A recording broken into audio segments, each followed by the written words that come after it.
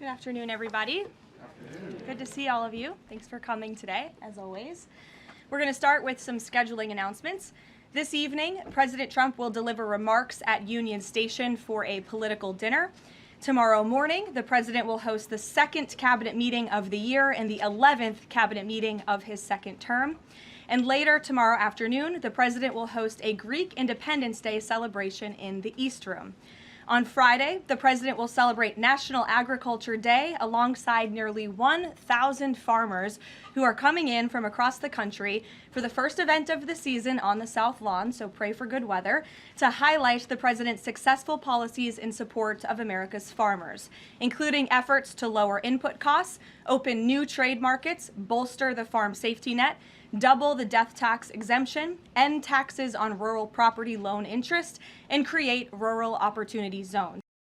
Also, I'm pleased to announce that President Trump's meeting and a long-awaited meeting with President Xi in China will now take place in Beijing on May 14th and 15th.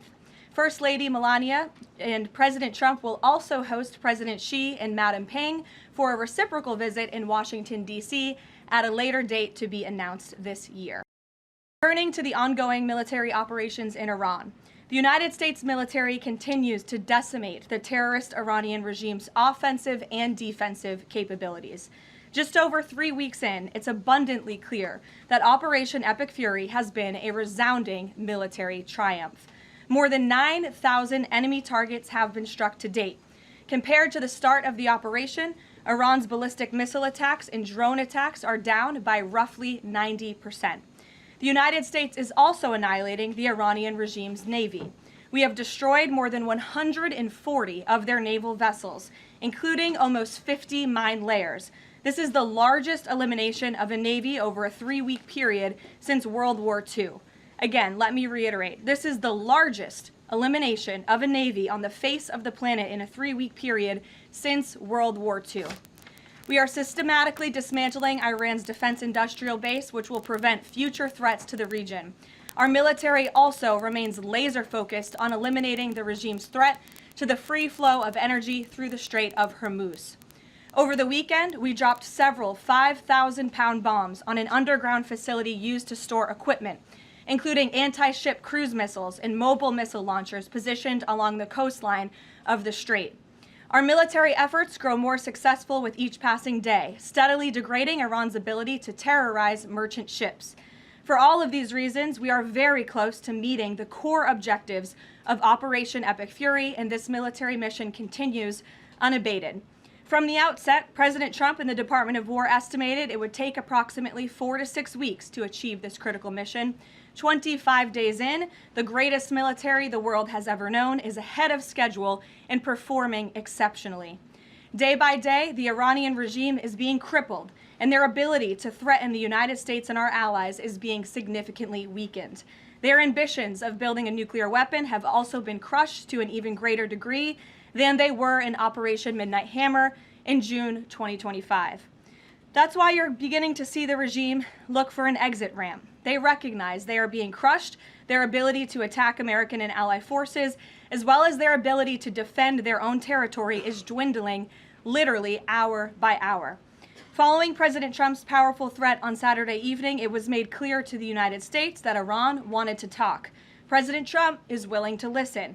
As President Trump announced on Monday, the United States has been engaged over the last 3 days in productive conversations, which led the president to temporarily instruct the Department of War to postpone planned strikes against Iranian power plants and energy infrastructure only.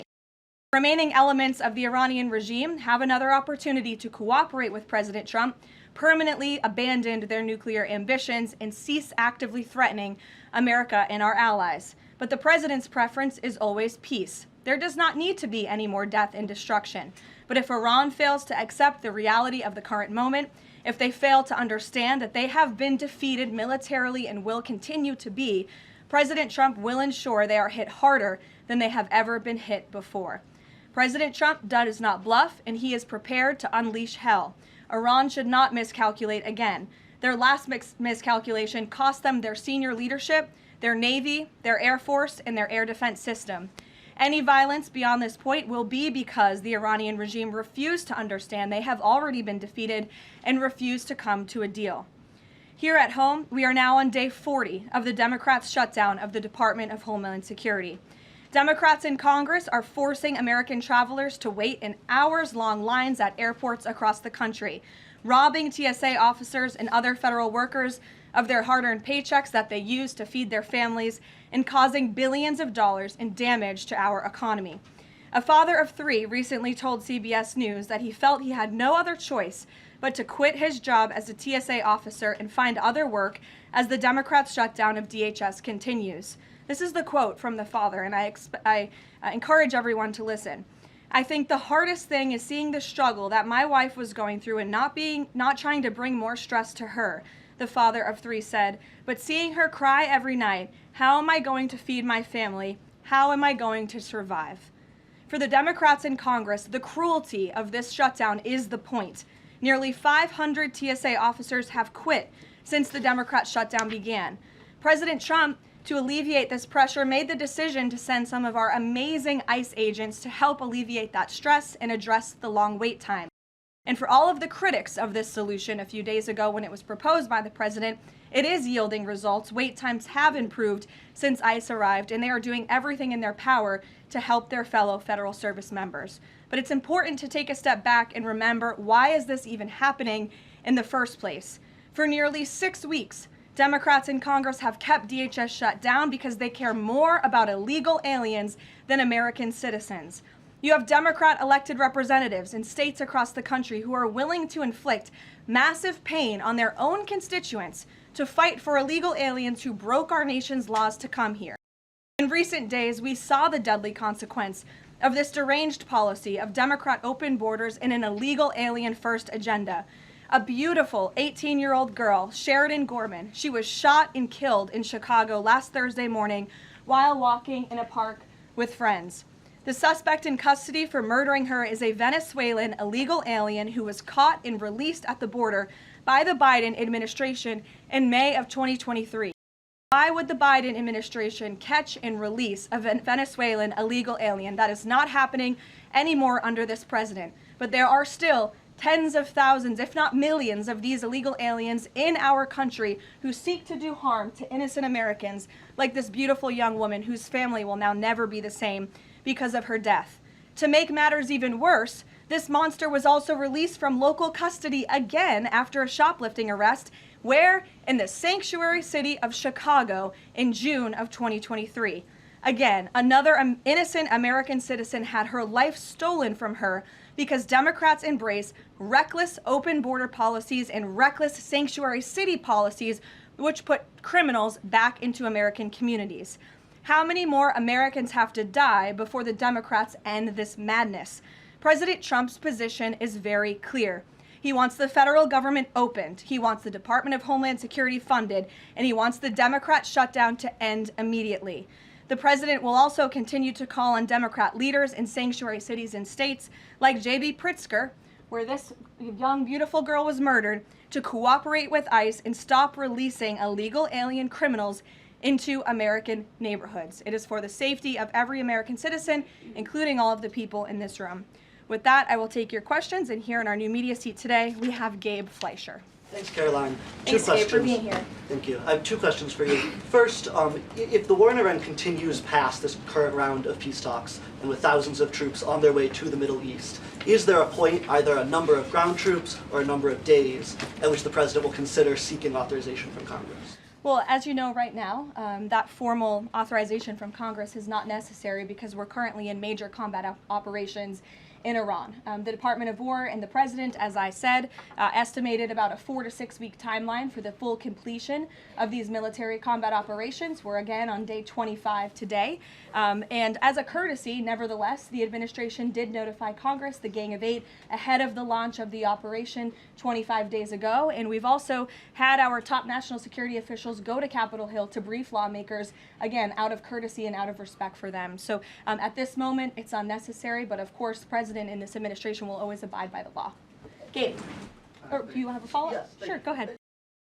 In my reporting, I speak a lot to young voters, many of whom voted for President Trump for the first time in 2024, hoping to have no more wars and to have lower prices. Now, with the war taking place and with gas prices going up, curious what President Trump's message would be to those voters who kind of swung into his coalition in 2024, but maybe don't feel the administration is going as they had expected. President Trump is doing this for you. He's doing this for young people so that we are no longer threatened by a rogue terrorist regime in the Middle East that seeks to kill the brave men and women who serve in our country in the Middle East, many of them young people themselves, young men and women who serve this country honorably in uniform and have been threatened, killed, and maimed by the rogue Iranian terrorist regime for 47 years. President Trump finally had the courage to step up and do what's right by our national security, our homeland security. As for the temporary short-term fluctuation in gas prices, the president has said once these combat operations are over, this administration is going to continue to unleash American energy dominance. We're continuing to do that every day, and we're going to see prices at the pump go back down, just as we have over the past year because of this president. And don't think for one second if the Democrats had their way, gas prices would be as they were under the previous administration, the Biden administration, record highs. This president is keeping them as low as he can during this short-term combat operation, and they're going to go right back down when this is over. Gabe. Thank you, Karoline. Just within the past few hours, Iranian state TV has said that Iran has rejected the U.S.'s 15-point plan to end the war. What's the White House's response to that, and have these talks hit a dead end? They have not. Talks continue. They are productive, as the president said on Monday, and they continue to be. However, I saw a 15-point plan that was floated in the media. I would caution reporters in this room from reporting about speculative points or speculative plans from anonymous sources. The White House never confirmed that full plan. There are elements of truth to it, but some of the stories I read were not entirely factual. So I am not going to negotiate on behalf of the president here at the podium. What I will tell you is these talks are ongoing. We're not going to get into the nitty-gritty details that have been exchanged between the United States and Iran at this time. Well, yesterday the president mentioned a very big present that the Iranians had given the U.S. He wouldn't go into detail, but was it that ship that was carrying 2 million barrels of oil that made it through the state of Hormuz? I'll let the president speak on that at the appropriate time. And then finally, Karoline, today Iraq's government reportedly is planning to lodge a protest with the U.S. According to the Wall Street Journal. There was an attack in Iraq that hit a military clinic, killing 7 soldiers reportedly. What's the U.S.'s response to that? Was the U.S. responsible for that attack? I'll have to check in with the Pentagon on that, and we'll get you an answer. Thank you, Karoline. Too, if I may. Speaker Johnson today described the conflict as wrapping up, but the 82nd Airborne Division, they're typically deployed at the beginning of conflicts. So does the White House consider this conflict as wrapping up, or is it changing shape? As I said at the beginning of my remarks, we are meeting our goals of Operation Epic Fury expeditiously. The president likes to maintain options at his disposal. It's the Pentagon's job to provide those options to the commander-in-chief. For any specifics on troop deployments, though, I would point you to the Pentagon. And today, Philadelphia District Attorney Larry Krasner reiterated threats to potentially arrest ICE agents that were sent in to assist with these historically long TSA lines. He said, quote, "The president cannot pardon you." Has the president seen Krasner's comments? Does he have any response? The president cannot pardon you for what? He's talking to the ICE agents who are handing out water bottles and are helping people move through lines at airports. It's a disgraceful comment.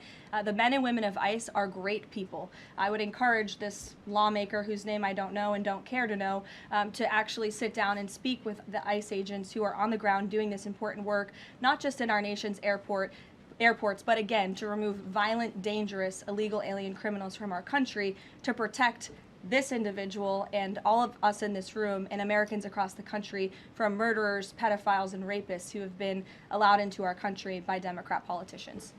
Mario, good to see you. Thank you, Caroline. Good to see you as well.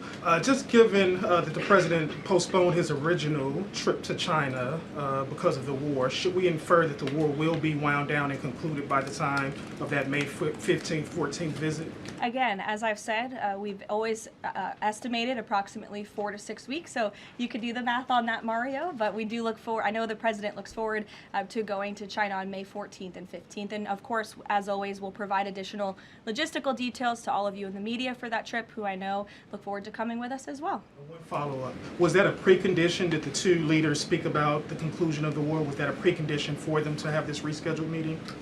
No, there was a discussion about the rescheduling of the meeting between the president and President Xi. President Xi understood that it's very important for the president to be here throughout these combat operations right now.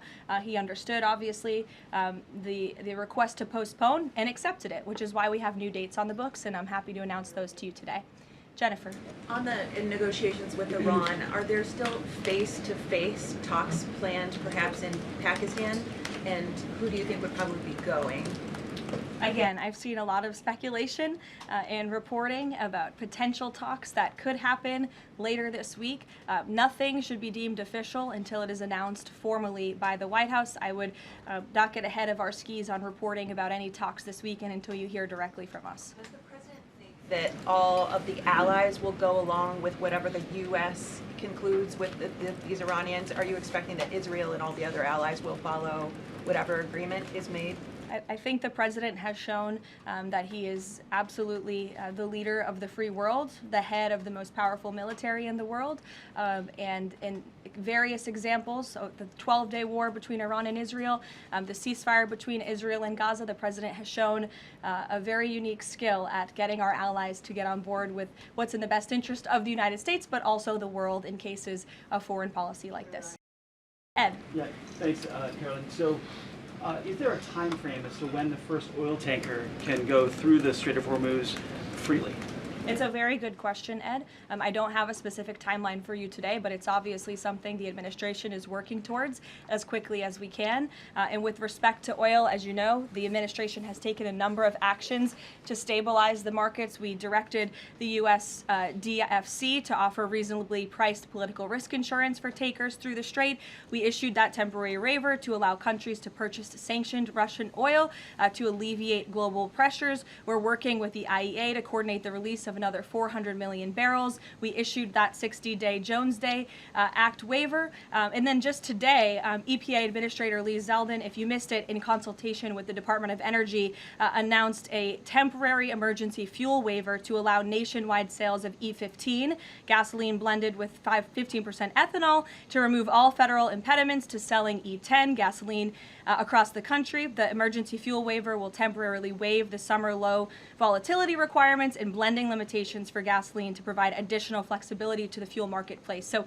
as far as tankers through the strait, something we're tracking very closely, but obviously the administration is coming up with creative new solutions by the day to keep the price of oil stable, something the president wants to see. And I know Secretary Bessent, Secretary Wright, Secretary Burgum, EPA Administrator Zeldin are all working together closely to find ways to do that. The president gave that 5-day timeline for pause in operations.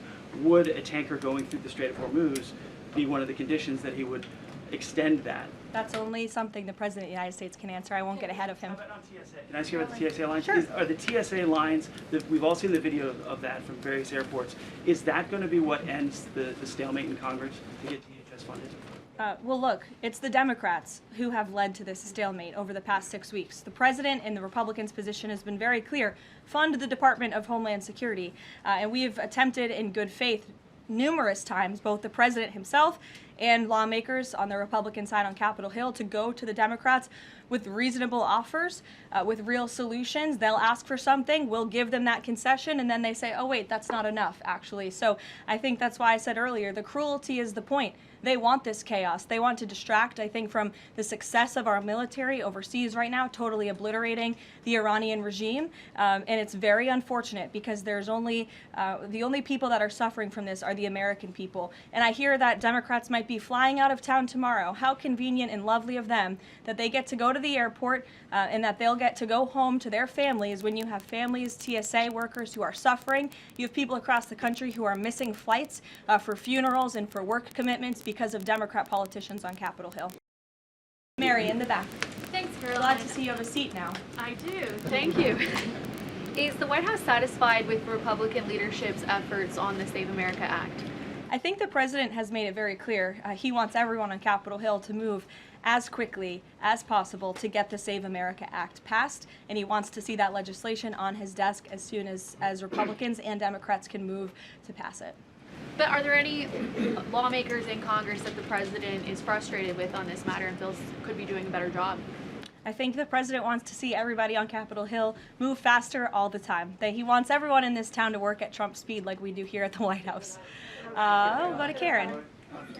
Two questions on Lebanon, if I can. Is the U.S. providing support at this point for Israel's ongoing offensive in Lebanon? And is the president concerned that right now there are more than 1 million people who've been displaced and potentially could be for a significant amount of time? That's not something I'm in a position to comment on for the first question. To the second question, of course, that's something that would concern the president. I think that's why he's again quickly moving to eliminate the threat of the Iranian regime in the Middle East, including weakening their proxies like Hezbollah, who have terrorized Lebanon for far too long. And I know that the president wants to see this, again, move as quickly as possible as we can over the course of the next couple of weeks here. Kristen. Caroline, questions on the Strait of Hormuz. If these negotiations are not successful, is the only option to reopen the strait in boots on the ground, given that all of our allies have essentially said that they are unable or unwilling to help? Look, that's a hypothetical question. It's a hypothetical question. It's also a decision that would have to be made by the commander-in-chief, and I'm not going to get ahead of him. And in addition to that, when it comes to the Vice President, J.D. Vance, what has changed that has made him more of an active participant in these negotiations with Iran? I don't think anything has changed. The Vice President has always been a key member, the President's right-hand man, and a key member of the President's national security team. He's been part of these discussions throughout this entire course of the administration with respect, again, to the 12-day war that the President and his national security team negotiated a solution to, with respect to the ceasefire between Israel and Gaza and the release of the hostages, which there was a lot of criticism that couldn't get done, and it did. The Vice President has been by the President's side every step of the way, and any reporting otherwise is just completely false. I see him in the room. Again, the President seeks his counsel on all matters, both foreign and domestic. Can you just tell us who exactly the U.S. is negotiating with in Iran, and why the U.S. and this administration trusts that person? Again, as I said to Gabe's question earlier, we're not going to get into the details of these negotiations and conversations that continue to take place. As of course you can imagine, they are very sensitive diplomatic discussions. And I would reiterate, I do recall giving all of you the same answer when we were negotiating the ceasefire between Israel and Gaza. Gave you the same answer throughout the 12-day war between Iran and Israel. Gave you the same answer with respect to many of the other global conflicts that this administration has negotiated solutions to. President Trump is going to give his diplomats the freedom that they need to have these sensitive diplomatic discussions without negotiating and litigating them through the news media. Fran. Just to follow up, though, because you said that some of the information that's been out there about the 15-point plan is inaccurate, can you say what is accurate with respect to ballistic missiles, the nuclear ambitions, and the Strait of Hormuz, which are things that the president has laid out that he wants to see a couple times in the past? Look, if you've heard it from the President of the United States, obviously it's true, as well as the objectives of Operation Epic Fury. We've said repeatedly, I've said them from this podium, the Pentagon has reiterated them. That's why we've taken military action to achieve them. So of course, those are goals that we want to see, but this full 15-point plan that's been floating around in many of your outlets, there's a lot of misinformation to that as well. And again, I would caution you from taking things from anonymous sources rather than verifying them directly with the White House. Christian. Thanks, Caroline. Two on Iran. First, would the president consider loosening asylum restrictions for Iranians trying to flee the country right now? Again, that's a question for the president. I won't get ahead of him on that. I haven't talked to him about that. Okay. And then secondly, you mentioned at the top that Iran would be hit harder than they have been to this point if they don't recognize the fact that they're losing this war. Could those strikes happen before this 5-day negotiating window closes if the president doesn't think they're negotiating in good faith? You're asking me to tell you if the commander-in-chief would authorize very strong strikes against the Iranian regime. That's not something I would ever reveal from this podium, true or not. Phil. Here, in the back. Thank you, Caroline. I was wondering if you would respond to some of this criticism of the administration from past allies like Joe Kent, who have said that the president's red line shifted from Iran cannot obtain a nuclear weapon to Iran cannot pursue nuclear enrichment. What is the administration's response to that criticism? I think the president and I have both strongly responded to the criticism by Mr. Kent, who unfortunately resigned in disgrace and accused the president of basically being controlled by foreign countries and foreign manipulation, which is a ridiculous and laughable assertion. So his accusations have zero credibility as far as this White House is concerned. The question of the red line shifting from no nuclear weapon to no nuclear enrichment, is there any substance to that argument? I think the president has been quite clear in what he wants to see from the Iranian regime, which is why he chose to launch Operation Epic Fury in the first place. Reagan. Caroline, I have a question for you on the SAVE Act, and I'd like to follow up on the DHS shutdown. Sure. First, Senator The Mike Save Lee, America Act. Save America Act. The president corrected me yesterday. It was my fault. Senator Mike Lee said it's essentially impossible to pass the Save America Act through reconciliation. What's your reaction to that? Is the president worried that that strategy might fail? I think he's willing to try all strategies. I spoke with him about this yesterday, and he said if we can make it work through reconciliation, let's absolutely do that. These, again, are common sense policies that are backed by the vast majority of voters across this country. The only people in this country who don't support them are politicians on Capitol Hill, and you all should ask them why they don't want voter ID, why they don't want proof of citizenship to vote in our nation's elections.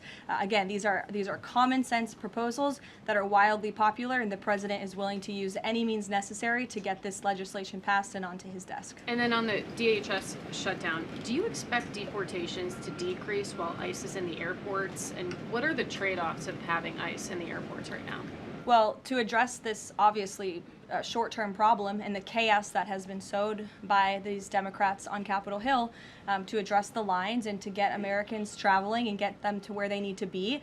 So the president, I think this was a creative solution, again, that was criticized, but we have seen wait times decrease, not as much as we'd like. Hopefully they will continue to, but at major airports over the course of the last few days as ICE has been facilitating with travelers in these airports. Sure, Caroline. Thank you, Caroline.